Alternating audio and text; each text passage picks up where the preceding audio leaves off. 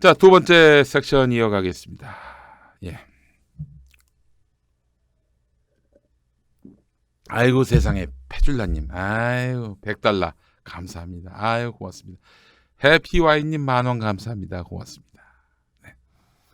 오늘 그 공수처가 법안이 부의가 되는 거예요. 부의, 자동 부의. 그러니까 이제 더 이상 뭐 패스트트랙 기다릴 것도 없이 오늘부터 본회의에서 바로 이것이 안건으로 올라올 수 있다 이런 얘기입니다. 은정님 20,000원 감사합니다. 고맙습니다. 감사합니다. 왜들 이러시지? JK님 이거 호주 달러죠? 10불 감사합니다. 방탕소년님 5,000,000원 감사합니다. 고맙습니다. 아이 고맙습니다. 자, 두 번째 섹션입니다. 좀비 정당 한국당 움직일수록 지지율 뚝뚝 이런 제목입니다. 자, 우선 광고부터 함께 하시죠. 아이고 이게 뭡니까? 바디로직이 나왔어요. 바디로직. 네. 자, 바디로직.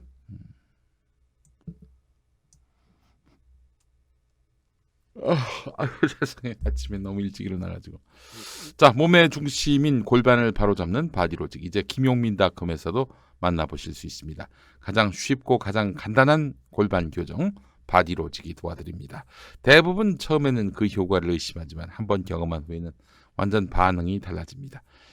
그만큼 착용 후 허리 통증이 줄었다는 얘기죠. 바디로직 홈페이지에 올라오는 구매 후기들을 확인해 보시기 바랍니다. 정말 놀라운 이야기들이 많이 있습니다. 효과가 없을 경우 100% 환불을 보장할 만큼 제품 자신감도 대단합니다. 검색창에서 바디로직을 검색해 주시거나 김용민닷컴에서 구매해 주시기 바라겠습니다. 아유 저기 뭐야 빨리 넘어가자. 자 여러분 다음 주입니다. 다음 주. 네, 다음 주 토요일 나탄시의 평화나무 후원 행사 여러분 많이 동참해 주시기 바랍니다.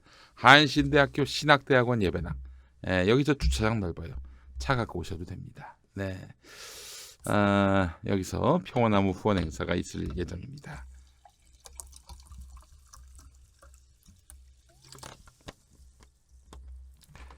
평화나무 후원 행사 12월 14일 토요일 낮 1시 한신대학교 신학대학원 예배당에서 있습니다. 자, 이날 행사에서 여러분 김용옥 선생님의 특강, 김호준 총수의 어떤 무대, 그리고 가수 김장훈 씨 또 전재덕 밴드의 멋진 공연 함께 하실 수 있고요. 평화나무의 기념품 또 잔뜩 또 안겨드리고 그렇습니다. 여러분 많이 와주시기 바라겠습니다. 예, 많이 와주실 거죠? 근데 이제 그냥 오시면 안 되고 후원금을 좀 갖고 오셔야 돼. 우리 한 3억 모으려고 그러거든. 3억 모아가지고 한 의석당 100만 원씩 해가지고 보수 개신교 세력이 정치에 선거에 불법 개입하지 못하도록 저희가 막는 운동을 벌일 예정입니다. 많이들 동참해 주시면 감사하겠습니다. 네, 1시에 오시면은 바로 뷔페 가능합니다. 뷔페 가능해요. 예.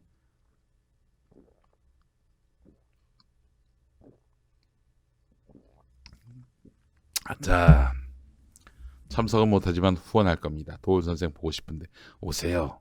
그날 중계 방송 안 합니다. 오셔야 돼요. 네. 중계 방송하면 안 올 것 같아가지고 저희가 이제 그날은 오시는 분들에게 또 우대하기 위해서입니다. 많이들 와주시기 바라겠습니다. 네. 자, 계좌번호는 저희가 지금 관계기관으로부터 기부금품 모집에 관한 법률에 따라서 신청 중입니다. 예, 그래서 승인이 나오는 즉시 여러분들께 그 계좌를 공개하도록 하겠습니다. 많이 도와주시면 감사하겠습니다. 자, 곧바로 또 이어가도록 할까요? 네. 자, 180석 한국당이 소수당 행세, 민주당이 국회 봉쇄하고 있다. 이런 황당 논리를 펴기도. 제 모습을 좀 잠시 감추겠습니다.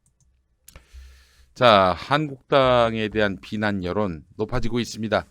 교통사고로 희생된 어린이의 이름을 딴 민식이법, 그러니까 스쿨존 안에서의 이런 교통법규 위반에 대해서 강력하게 처벌하는 그런 내용인 것이죠. 아이고, 저 이 법안 지지합니다만은 저도 운전자이기 때문에 앞으로 정말 조심해야겠다라는 생각도 드네요. 예. 자, 근데 한국당은 민식이법의 필리버스터를 신청하지 않았다. 민식이법 통과를 위한 원포인트 본회의를 열자는 제안을 민주당이 거부했다. 이렇게 반박했는데 이에 대해서 한겨레는 사실관계를 교묘히 왜곡한 해명에 가깝다고 지적합니다. 나경원 원내대표 지난달에 마지막 금요일이죠? 금요일날 기자들 앞에서 민식이법 통과를 위한 전제 조건으로 선거법을 상정하지 않는다는 약속을 요구했어요. 명백하게 민식이법을 선거법 저지용으로 활용한 발언이었습니다. 민식이법 통과를 위해서 요구 조건을 내건 사실은 쏙 뺀 채 필리버스터 신청에서 빠졌다. 이런 점만 강조하고 있어요. 하지만 당시 민식이법이 빠진 이유는 이 법안이 한국당의 무더기 신청 이후 뒤늦게 법제사법위원회를 통과해서 본회의에 넘어왔기 때문입니다. 그래서 민식이법은 우선 통과하려고 했다? 이 말은 나중에 지어낸 얘기로 보인다는 것이죠. 네. 제가 180석이라고 했습니까? 죄송합니다. 108석이군요. 왜 이러지 자꾸 숫자를 엉뚱하게 읽어요. 지금 큰일 났습니다. 제가 방송 중에서도 KBS 당시에도 KBS 방송할 때도 숫자를 잘못 읽어가지고 우리 PD가 밖에서 모니터를 많이 해주세요. 나 참 왜 이러지? 응? 왜 이러지? 후원의 밤에 가서 미모지조님이나 레드연님을 어떻게 알아보지요? 라고 하셨는데 JYP님 미모지조님은 가장 아름다운 분을 고르면 되고요. 그 레드헤어님은 저기 빨간 머리하고 오실 거예요 그날. 예. 그럼 알아보면 되는 거지 뭐. 그렇지 않아요? 자 그리고 망고님 같은 경우에는 그냥 사람이 망고처럼 생겼어요. 파랑새님은 진짜 파랑새일 가능성이 있어요. 그죠? 예. 자, 제가 피곤해서 그런지 이게 숫자인지를 잘 못하네. 예? 예. 베스트 제리님은 톰과 제리 가장 큰 쥐이겠네. 그럼. 예. 네, 큰 쥐. 그리고 누구야 또? 이 닉네임대로 여러분 다들 그 생긴 거 아니에요? 예. 그래요. 미친 기타님은 그 미친 사람이겠죠. 예, 그래요. 태권브이, V 태권브이는 태권브이겠네. 예, 그만합시다 이제. 자, 계속하겠습니다. 민주당은 그래서 지금 민식이법 통과만을 위한 원포인트 국회를 자유한국당에서 황급하게 내놓았는데 민식이법 통과만을 위한 본회의는 열 수 없다. 이런 입장이에요. 사실 이견이 있는 유치원 3법 같은 경우 필리버스터 하는 걸 받아들일 수 있지만은 통과에 합의한 법까지 볼모로 삼는 행위는 용납할 수 없다는 겁니다. 한국당은 마치 민식이법만 통과되면은 민생에 대한 책임을 다한 것처럼 국민을 호도하고 있다. 199개 안건 중에는 또 다른 민식이법이 있다. 국가안보 강화, 자연재해 대비, 지방분권 강화, 전통시장 육성과 지역경제 활성화는 물론이고 여성과 농민의 삶을 개선하기 위한 법안, 심지어는 자유한국당이 내놓은 개혁 법안도 있었어요. 응?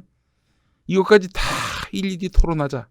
그래서 자유한국당 의원들 100명이 4시간씩 각 법안마다 다 이렇게 필리버스터를 하게 된다면 이론상으로 8만 시간을 할 수 있다.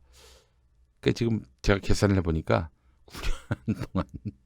9년 동안 필리버스터를 할 수 있게 돼 있는 거예요. 9년 동안. 네. 자, 그래서 민주당 관계자는 원포인트 본회의를 열면 민식이법을 통과시킬 수는 있다. 하지만 다른 수많은 민식이법들은 어떻게 하겠다는 것인지 한국당은 대답해야 한다. 이렇게 이야기하고 있습니다. 맞는 얘기입니다. 지도부의 무더기 필리버스터 신청 전략을 두고 한국당 내부에서는 이건 정말 악수다. 나경원이 악수를 둔 것이다. 이런 비판이 나오는데 한 중진 의원은 협상에서는 주고받아야 하는데 모든 법안을 원천봉쇄해서 신뢰를 잃어버렸다면서 여당이 어떻게 나올지 계산하지 않고 정기국회 마지막 날인 12월 10일까지 시간을 끌 수 있다는 생각에만 사로잡혀서 얕은 수를 쓰다가 출구 전략을 잃어버렸다 이렇게 평가했는데 직전에 원내대표를 지낸 김성태 의원도 자신의 페이스북에 협상과 타협이 실종된 정치는 국회의 존재를 위태롭게 할 뿐이다. 전부 아니면 전무라는 그런 방법은 사실상 손자병법에도 없는 직약이라면서 뒤늦었지만 지금이라도 협상에 모든 걸 걸어야 한다라고 강조했습니다. 네, 그래요. 출구 전략은 이렇어요. 사실상. 에?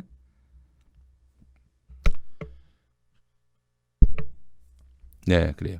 지께 지가 넘어갔죠. 근데 항상 보면은 나경원은 이런 식이에요. 정치. 눈앞에 보이는 이익에만 급급하고 큰 그림을 못 보는 거지. 이러니 얼마나 자유한국당에게 정말 큰 독이 되겠어요. 민주당에겐 복이 될 테지만요. 다시 한번 해볼까요? 협상과 타협이 실종된 정치는 국회의 존재를 사실상 위태롭게 할 뿐이다. 예. 자, 그래요.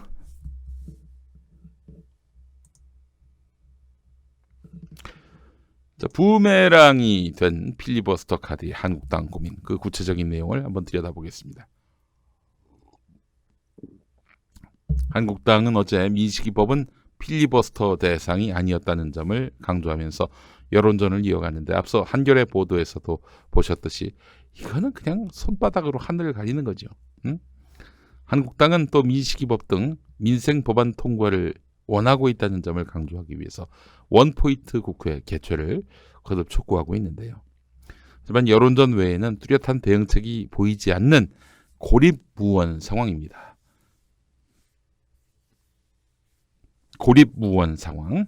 필리버스터 이후 전략적으로 선거법 개정안이나 고위공직자 범죄 수사처 설치 법안에 대한 수정안을 수백에서 수천 건을 제출하는 방법도 거론된 것으로 알려졌는데 원안보다 수정안을 먼저 처리해야 한다는 점을 이용해서 법안 처리를 최대한 늦추려는 전략인 것이죠.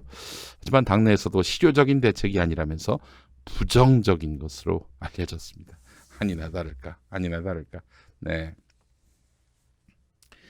근데 사실 공수처를 근본적으로 반대하고 또한 선거법 개정안도 근본적으로 반대하는데 수정안을 내 이것만으로도 굉장히 민망한 그런 후퇴지요. 퇴각이지요.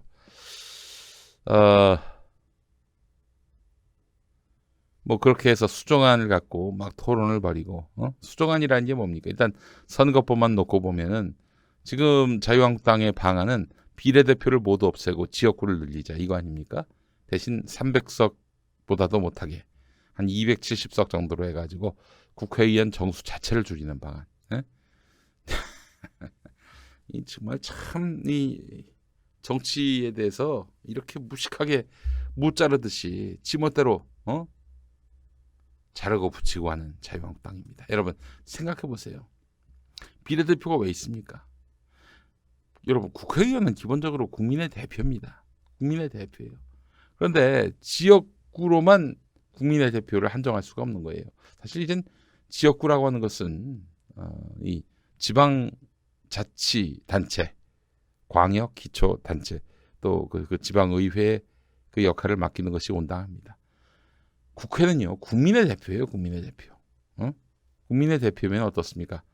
정말 우리나라 국민들 지역에 한정되지 않은 이런 국민들을 대표할 수 있는 사람을 보내야 되는 거 아니에요. 저는 그래서 국회의원을 얘기할 때 말이에요. 비판할 때 항상 이 논리를 적용합니다. 아무개가 무슨 사고를 쳐요? 이 아무개는 도대체 누구를 대표해서 국회에 갔는가? 어느 국민들을 대표해서 국회에 갔는가? 따져본단 말이죠. 여러분 김진태는 춘천 시민을 대표해서 갔는데 과연 그렇다면 춘천에 사는 국민들을 김진태가 대표할 수 있겠는가? 이렇게 돌아봐야 한다는 겁니다. 지역의 국회의원들, 그 지역의 국민을 대표하는 것이지 그 지역의 이익을 위해 존재하는 그런 국회의원이 아닙니다. 그렇기 때문에 여러분 저 국회의원한테 너무 뭐 지역 공약 뭐가 좋은지 그 들여다보지 마세요. 그거는 사실 지방의회, 지방자치단체장한테 물어봐야 될 사안이고 국회의원은 이 국민의 대표로서 예우를 하는 것이 또 인정하는 것이 옳지 않겠나 하는 생각이 드는데, 여하간 지역구만 둔다. 그러면은 비례대표를 두지 않는다. 비례대표 중에는 여성, 약자, 소수자도 있고요. 장애인도 계시고. 이런 장애인을 대표해서 우리나라 한 200만 넘는다고 하지 않습니까? 그런 장애인분들을 대표하는 국민이 국회에 가야 하는 것이고요. 이자스민 전 의원처럼 이주민도 한 150만 넘어요. 이런 분들 또 대표하는 국회의원이 국회에 있어야 할 테고요. 또 청년층을 대변할 수 있는 비례대표도 국회에 있어야 하는 것이고요. 그렇게 해서 비례대표가 필요한 것입니다. 그런데 비례대표 다 없애고 전부 다 지역구로 가자? 이건 말이 안 되는 얘기죠.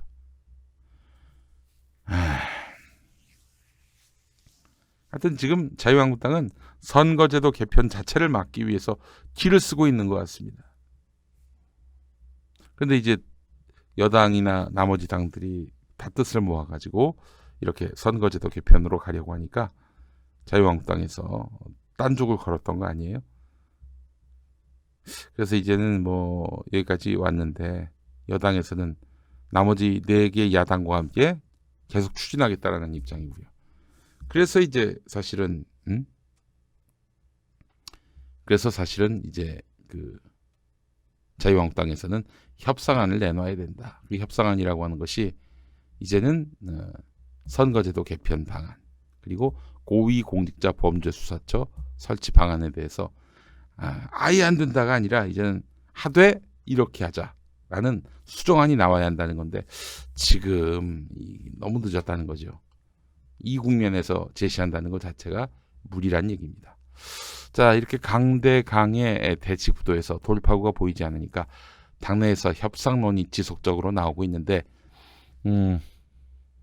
김성태 의원, 바로 앞서 얘기했던 자유한국당 전 원내대표, 뒤늦었지만 지금이라도 협상에 모든 것을 사실상 걸어야 한다, 이렇게 말했습니다. 자, 그리고 김용태 의원도 YTN 라디오에서 최후까지 선거법을 놓고 원내 지도부가 협상했으면 좋겠다, 이렇게 말했고, 앞서 홍준표 전 대표 등도 공수처 설치 법안은 내주더라도 선거법 개정안은 막아야 한다, 이런 입장을 내놓은 바 있어요. 뭐든지 막더라도 저쪽에 뭔가를 주고 이쪽이 또 뭔가를 받고 이래야 한다는 것이죠. 네. 근데 지금 그런 거 없이 그냥 일방으로 무조건 안 된다 이러고 있으니 이건 뭐 스스로 자기 무덤을 판 꼴이 되는 것이죠. 자, 오늘 저 중앙일보 칼럼 하나 더 보도록 하겠습니다. 최훈 칼럼인데요. 논설주간, 중앙일보 논설주간입니다. 제목이 진정 죽어야 되살아날 준비 자유한국당, 이런 내용입니다. 네.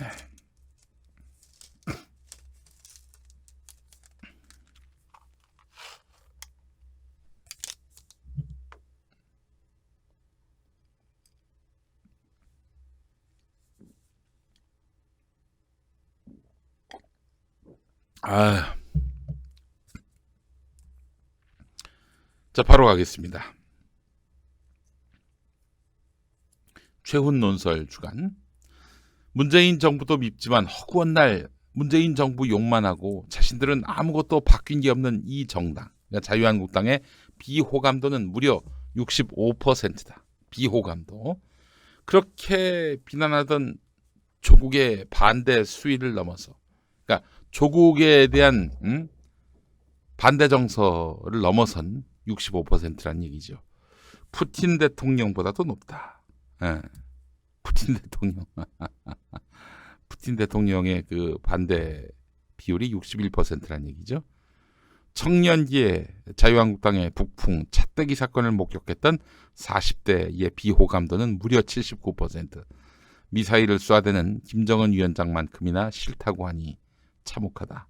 민심 인지 감수성이 워낙 낮은 곳이라 이걸 알고 있는지조차 궁금하다. 자유한국당이 국민들에게 인기가 없다는 점을 자유한국당 내부에서는 알긴 아는지 모르겠다. 미운 놈 떨어뜨리기인 선거판에 이런 상황에서 뭔 염치로 표를 달라고 하겠는가, 이런 얘기를 합니다. 최훈 논설위원. 지금 한국당의 뿌리를 할 수 있는 민주자유당 역시 여소야대가 고달픈 노태우 대통령과 차기 집권에 올인한 김영삼 총재 간의 밀실간 합의 작품이었다. 이후에 박근혜 대통령의 새누리당에까지 오로지 1인 권력자가 좌지우지하는 문화, 이 조직의 DNA였다. 1인 권력자가 좌지우지하는 문화. 유전받은 한국당의 열성이 바로 낙점과 굴종의 영혼 없는 떼거리 문화. 판검사, 고위관료, 장성 등 안 그래도 수직적인 문화나 기득권 유지, 자존감에만 익숙한 이들이 권력자의 낙점으로 이렇게 불려와서 가득 채워진 집단이었다. 나의 영생만이 영혼 없는 권력 머슴 집단의 캐릭터다. 영생만 추구하는 영혼 없는 권력 머슴 집단의 캐릭터가 바로 자유한국당이란 얘기입니다. 권력자 입장에선 힘센 사람 누구에게나 고분고분 말 잘 듣는 집단이니, 권력자 입장에서는 힘센 자 누구에게나 고분고분 말 잘 듣는 집단이니 미래의 보수를 이끌 지도자를 키울 고민조차 필요 없다. 쓴 소리 바로 역적이다. 꼿꼿이 머리 세운 정두원 그리고 유승민은 그 후에 어떻게 되었는가.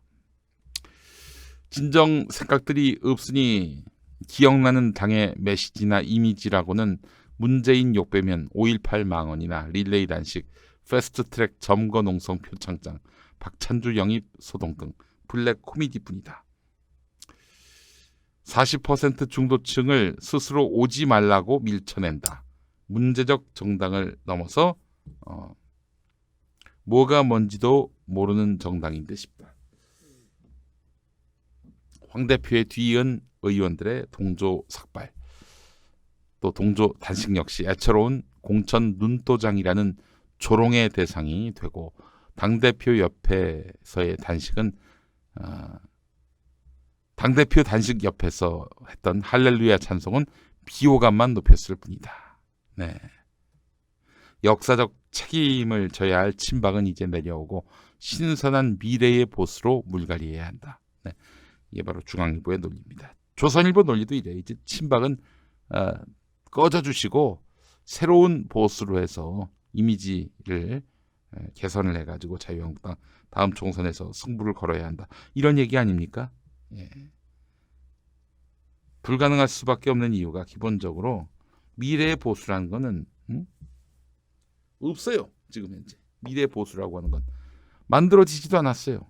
이렇게 영혼 없는 떼거리 문화, 수직적 문화나 기득권 유지, 자존감에만 익숙한 사람들로 가득한 동네에서 미래의 보수가 있겠습니까? 한 몇 번 더 야당하셔야겠어. 내가 봤을 때. 진정 죽어야 되살아날 준비, 자유한국당. 이런 진단은 맞는데 그냥 지금 있는 사람들 꺼져주세요. 이 차원으로 끝날 문제가 아닙니다. 미래의 보수를 전혀 육성하지 않았는데 미래의 보수라고 하는 것이 뭐 국대 떡볶이 사장 이런 사람들 아닙니까? 친박은 이제 버리는 카드, 조중동에서도 그렇습니다. 조선중앙은 지금 총선을 대비하고 있어요. 또 대선을 대비하고 있어요. 왜냐?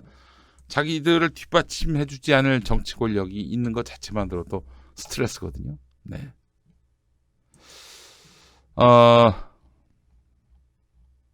조선일보와 중앙일보의 답답함이 저한테까지 느껴집니다. 네. 문재인 비난만으로는 보수 세력 총선 승리가 요원하다는 것을 잘 알죠. 네. 어쩌면 문재인 대통령 죽이기는 쉬운 일이라고 생각할 것입니다.